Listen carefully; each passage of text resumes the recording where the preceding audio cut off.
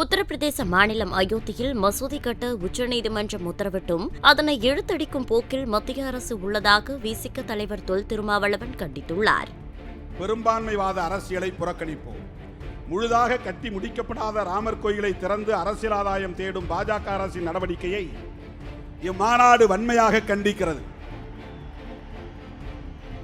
பாபர் மசூதி இடிப்பு வழக்கின் தீர்ப்பில் உச்சநீதிமன்றம் அயோத்தியில் மசூதி ஒன்றை கட்டுவதற்காக நிலம் ஒதுக்கியதோடு அந்த இடத்தில் மசூதி கட்டுவதற்காக அறக்கட்டளை ஒன்றையும் உருவாக்க செய்தது.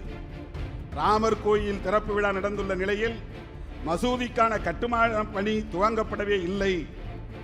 உச்சநீதிமன்ற ஆணையின்படி மசூதிக்கான கட்டுமான பணிகளை மேற்கொள்வதற்கு உரிய நடவடிக்கைகளை எடுக்க வேண்டுமென இந்திய ஒன்றிய அரசை இம்மாநாடு வலியுறுத்துகிறது. பெரும்பான்மைவாத உணர்வுகளை தூண்டி இந்தியாவில் வாழும் கோடிக்கணக்கான மத சிறுபான்மையினருக்கும் பாதுகாப்பற்ற நிலையை உருவாக்கியுள்ள பாஜக உள்ளிட்ட சங்க பரிவாரங்களின் வெறுப்பு அரசியலை இந்த மாநாடு வன்மையாக கண்டிக்கிறது. செய்திகளை உள்ளது உள்ளபடி தெரிந்து கொள்ள ரெஃப்ளெக்ட் நியூஸை சப்ஸ்கிரைப் பண்ணுங்க.